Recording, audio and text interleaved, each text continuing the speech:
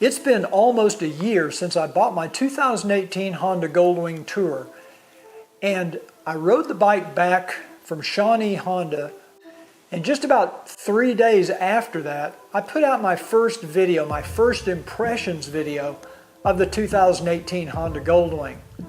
Well, now that I've owned the bike for a year and put 8,000 miles on it, what do I think about the 2018 Honda Goldwing?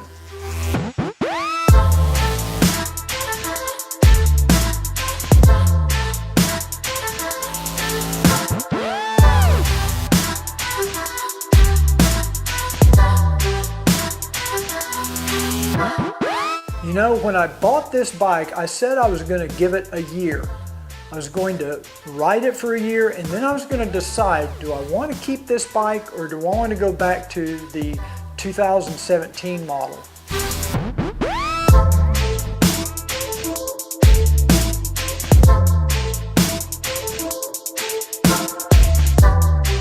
I'm going to let you know at the end of this video what my final verdict is on this 2018 Honda Goldwing. I'm going to go into a lot of detail on what I love about this bike, what I like about the bike, and what I don't like about the bike. And then I'll tell you if I think it's a better or worse bike than the previous generation Goldwing. First of all, the bike is smaller and lighter than the previous Goldwing, and to me, that's a big plus. I like it because it's more manageable, it's easier to handle. I just felt like the previous version Goldwing was a little bulky, a little heavy, and this bike fits me perfectly. Now, it's still a big motorcycle, but it's much more manageable than the previous Goldwing. One of the first things people started criticizing right after this motorcycle came out was the suspension system. There's a lot of videos out on YouTube talking about how the suspension is junk, it bottoms out, it's not capable of a motorcycle this size, and I guess I just have to disagree. I think the suspension on this bike is much better than it was on my 2012 Goldwing. I mean, there's not even a comparison. Now, I know some people talk about the issue of it bottoming out and it's being undersprung. I've only had this motorcycle bottom out one time, and that's when I hit a pretty sizable pothole. And it was also before I started setting the adjustment on the suspension to the Rider Plus luggage setting, which is the second stiffness setting. So since I've adjusted that setting, I haven't had any problems at all. And like I say, I've only had it bottom out on me one time, and we have pretty bad streets here in Dallas, Texas. One of the things I wanted for a long time on a Goldwing was an electric windshield. And I got to say, I think Honda did an excellent job with this electric windscreen. It works flawlessly. It really does make a difference. In hot temperature, you can lower it, and in colder temperatures, you can raise it up, or in windy conditions, you can raise it up, and it just really works well. Now, overall, the wind protection on this motorcycle is not as good as it was on the previous Goldwing. You know, it's just not as big a bike. It doesn't have as much body work to protect your legs or your shoulders. And even though Honda did try with the little upper deflectors, which is an accessory item, and they're really nice looking, they're well integrated, they're very well made, but they really don't block that much wind off your hands. There's a little tunnel next to the rear view mirror that just kind of forces wind and cold air right over the top of your hands. Those little deflectors, like I say, they're well made, and they work really well in the summer to direct air to you to get you cooled off, but they don't do that much to protect your hands. They're not as good as, say, the Baker air wings were on the previous generation Goldwing.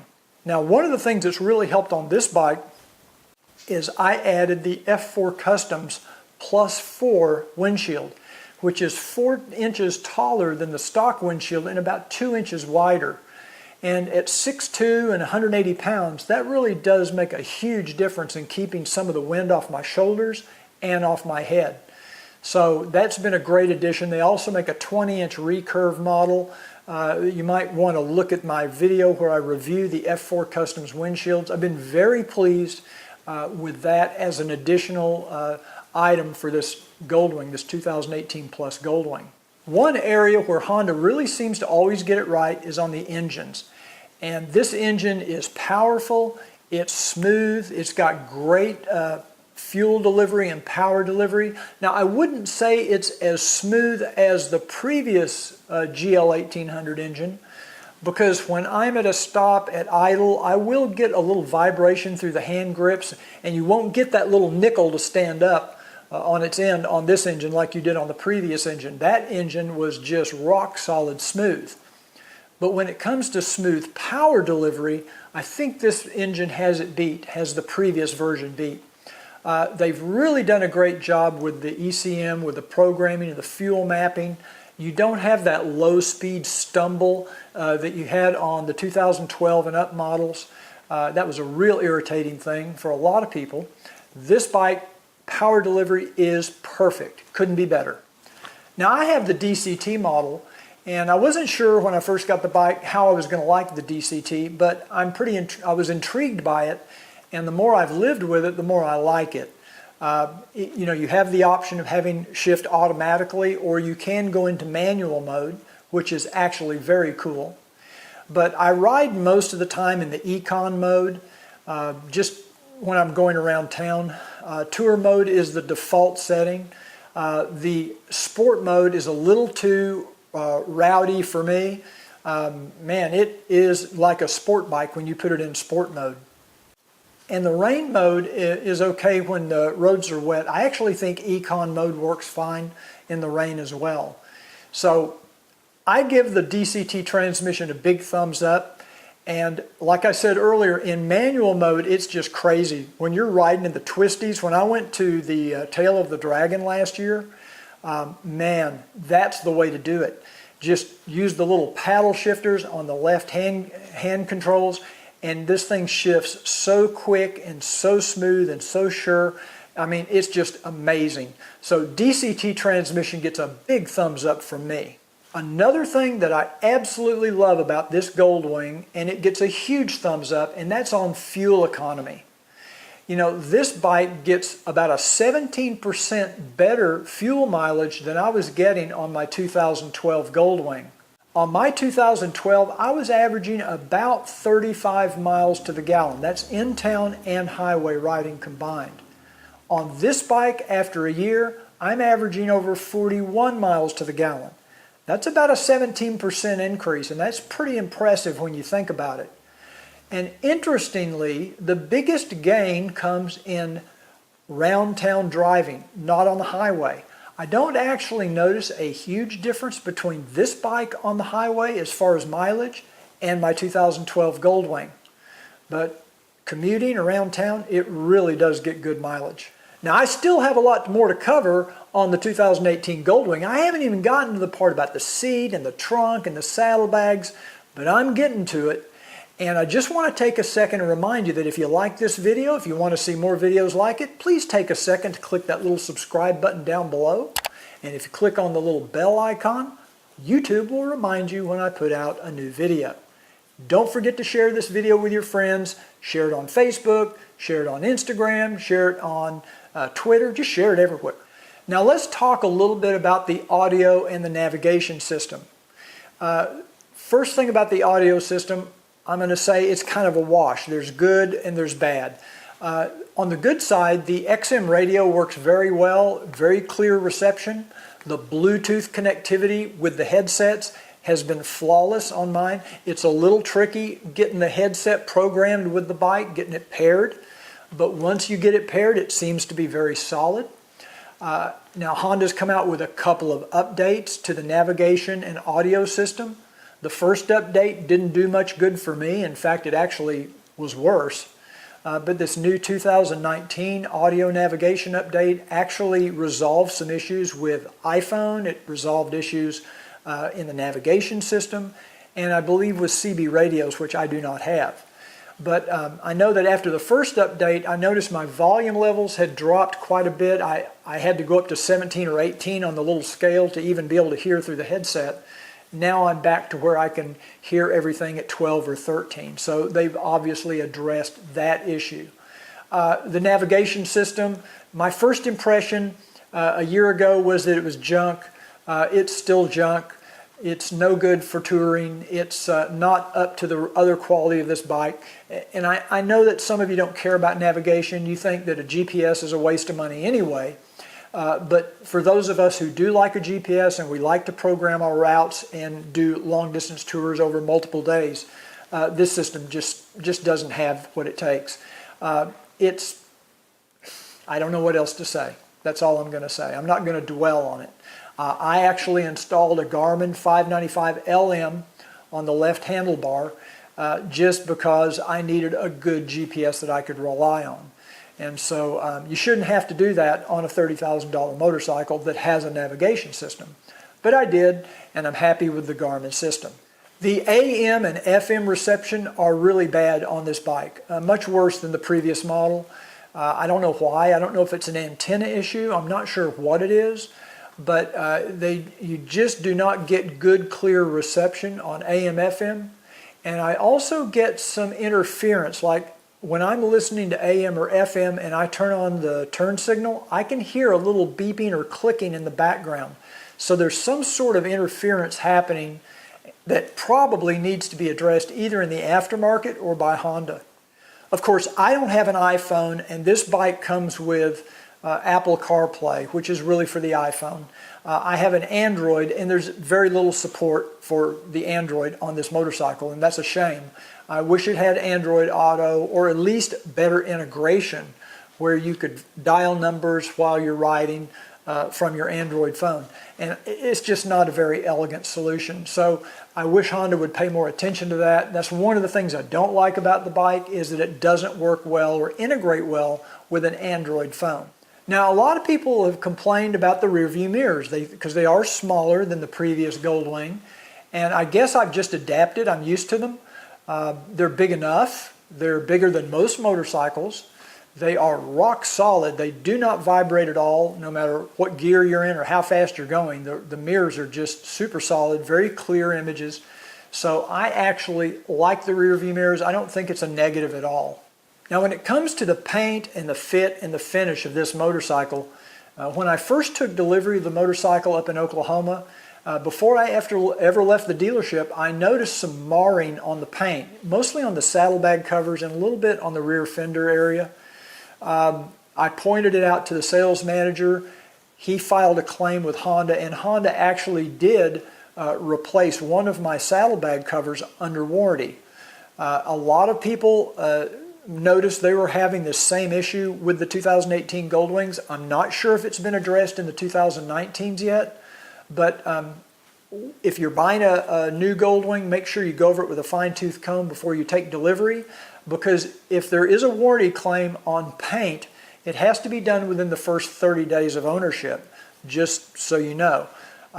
I was able to buff out one of the, there was like something had been rubbing against the paint during delivery, during shipping, and it kind of like rubbed a spot on the paint and made it like a marred finish in the clear coat.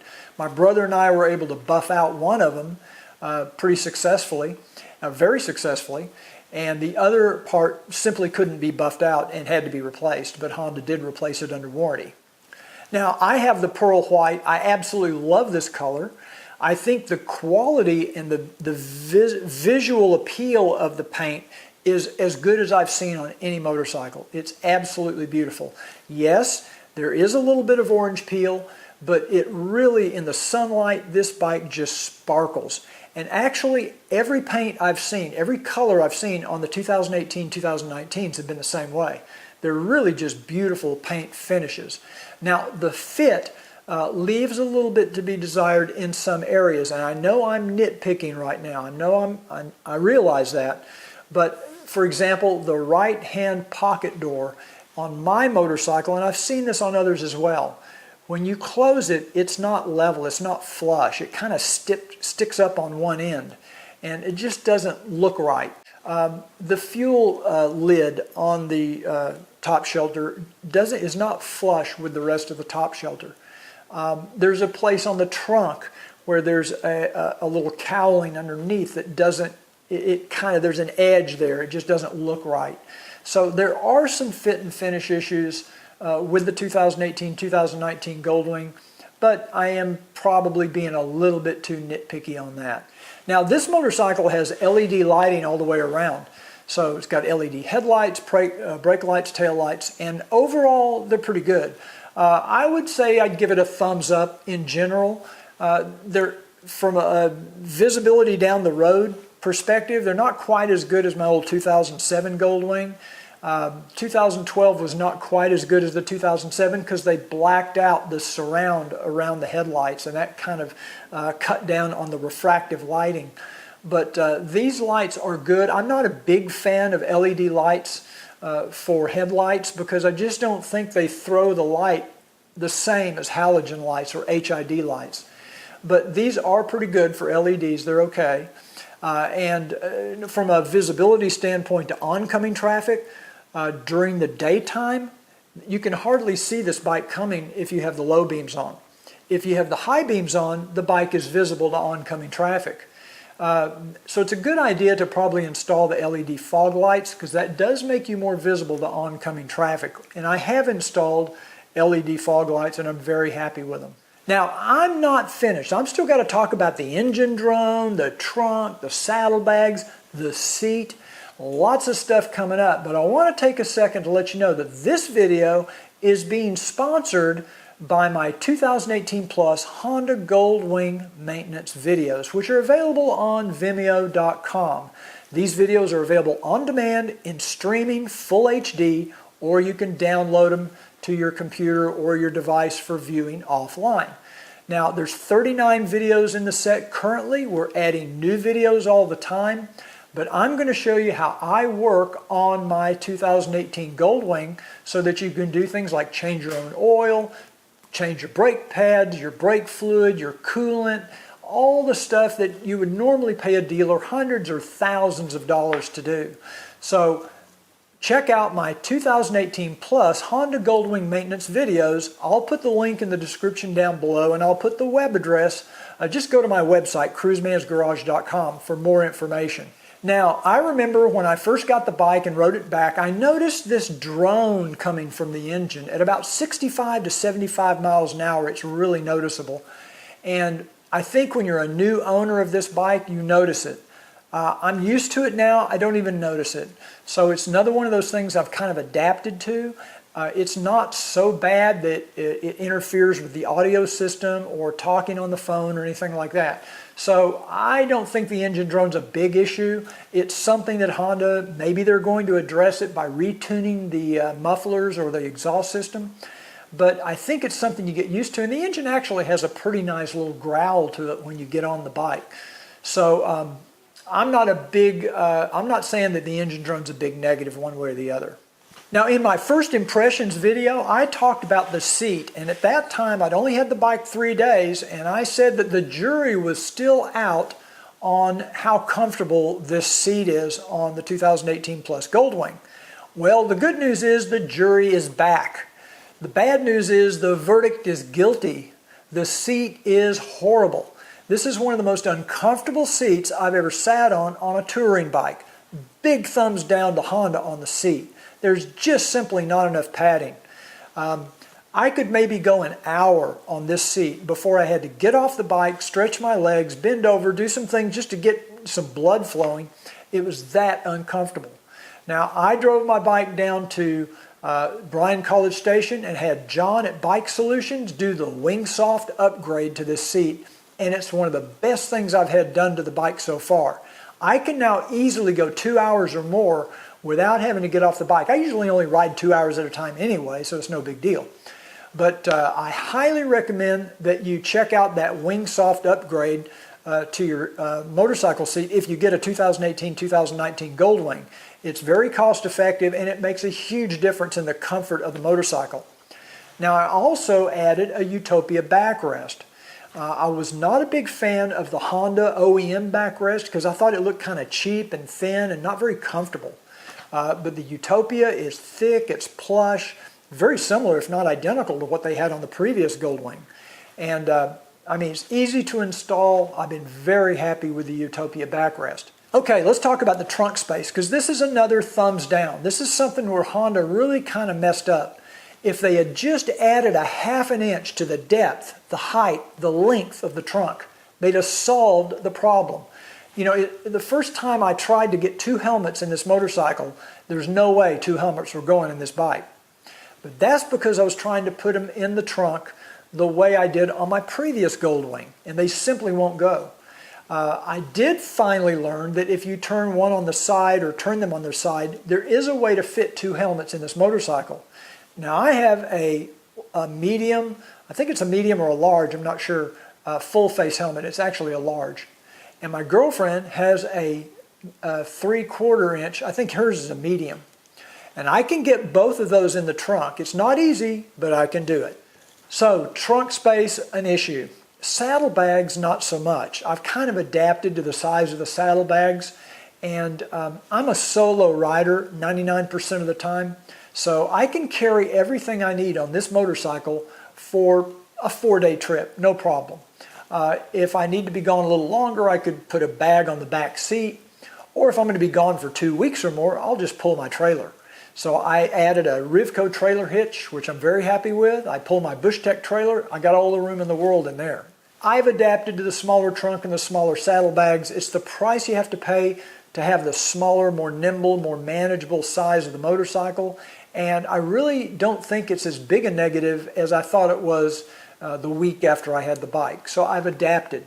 I wish the trunk were bigger, but I can live with it the way it is. And let's face it, most people that ride a motorcycle don't have a trunk at all. Now, if you don't want to put your helmets in the trunk, there's really no good way to store a helmet on the bike. The helmet lock that comes with the motorcycle is pure junk. Big thumbs down. Afterthought. I don't know who at Honda came up with this idea for this stupid little helmet lock that goes in the side grab rail. Lid locks makes a much better solution, goes on the end of the handlebar, and if you're going to keep your helmet on the motorcycle itself, not in the trunk, that's the way to go, something like lid locks. Now the center pocket is an interesting idea. I like to have that storage space there, but I'm going to have to give it a thumbs down because of the design.